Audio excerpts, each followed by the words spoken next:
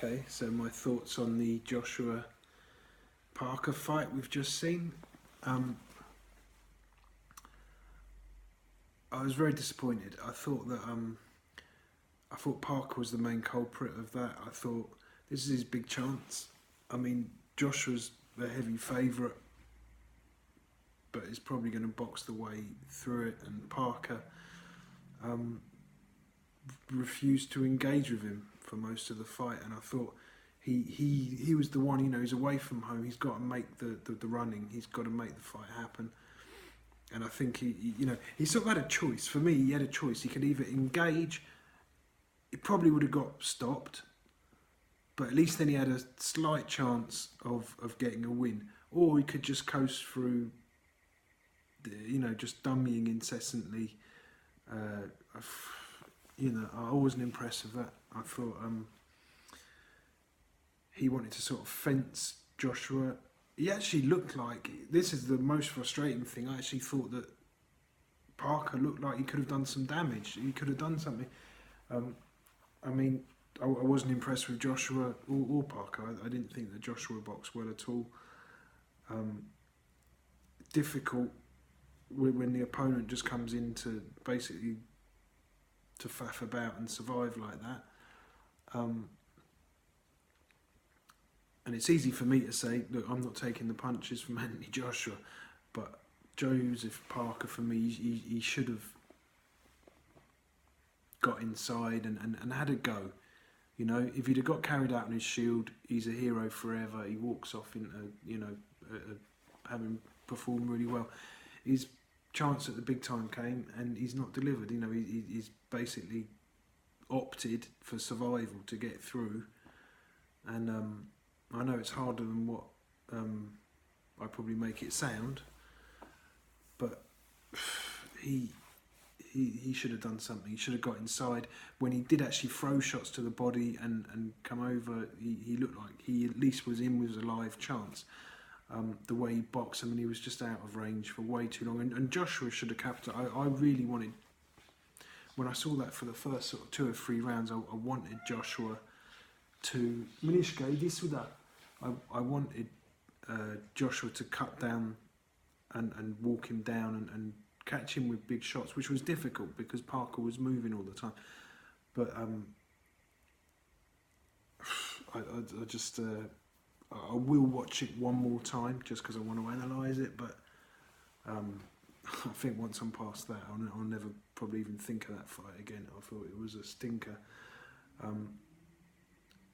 I thought from the start, a unification fight between one guy who's not really boxed any top 10 opponents, the WBO champion Joe Parker against Anthony Joshua, who has been in some good scrap. Obviously, the Klitschko fight was a belter of a fight, but Klitschko engaged him. He made it the fight that it was. Joe Parker tried to turn it into a chess match. I don't know what the thinking was behind it, but the thing is, I did probably give Parker like a round, maybe even a couple of rounds, but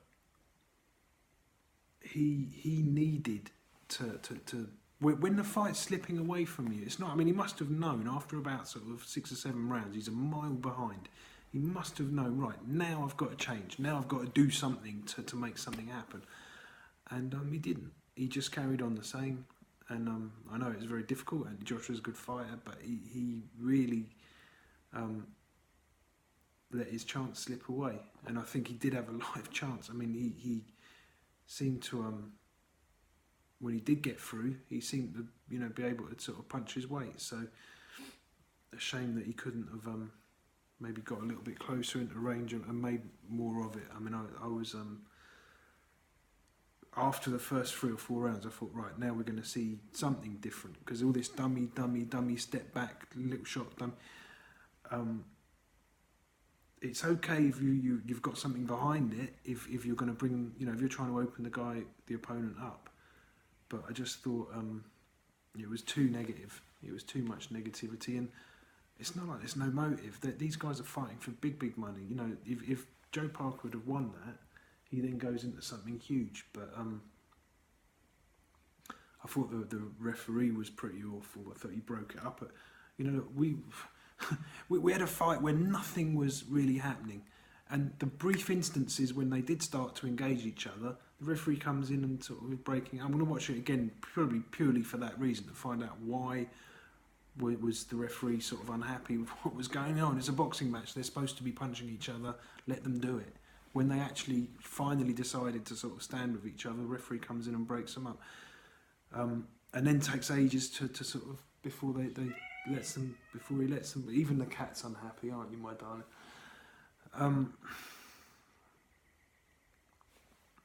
There you go, that's boxing. Sometimes you get some barnstormers and sometimes you get that. Only glad I didn't have to pay to watch it. There you go, there's a good sign. Every cloud has its silver lining. I don't think I'll be missing that fight much. I was, to be honest, when I first heard of it, I wasn't really looking forward to it. I thought we got to investigate it. It's the fight that certainly this weekend everyone wanted to watch. I've got David Price. He's got to stay away from elite level boxing now. Lovely guy, David Price. Caught Povetkin with a great shot, but that was the end of him. And seeing him get knocked out that heavily, and we've seen him stop before, I think. I mean, I hope, personally, I hope that he calls it a day now. It's difficult for every boxer to walk away, but I just can't see what there is left in it now for him. Unfortunately, that's the way it is. The Joshua fight, anticlimax. I think now they've got to make him and Wilder. You know, I think that's the fight everyone wants to see now. If that had been a great fight, I would have said then you can maybe have another sort of keep busy fight. But that tonight, it was can't really blame Joshua completely for it, because I think Parker was the main culprit. But I would have liked Joshua. I mean, Joshua for me was not impressive, and I think Wilder will love what he just saw there, because even though Joshua came in lighter, he seemed slow, plodding. He didn't seem to have a solution to what Joe Parker was doing. He couldn't walk him down, which I would say is the tactic that you normally use for someone that's boxing like that, or, you know, staying off the back foot, trying to feint all the time, and sort of get out of actually having a scrap. I think we'll see.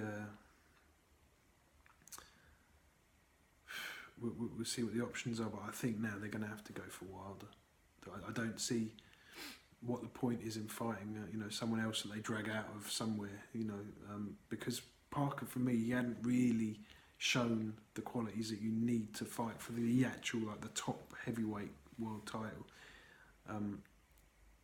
You know, he'd sort of beaten guys that are like fringe contenders and nobody. Some of them guys that even, you know, I haven't heard of. When he boxed for the title, and this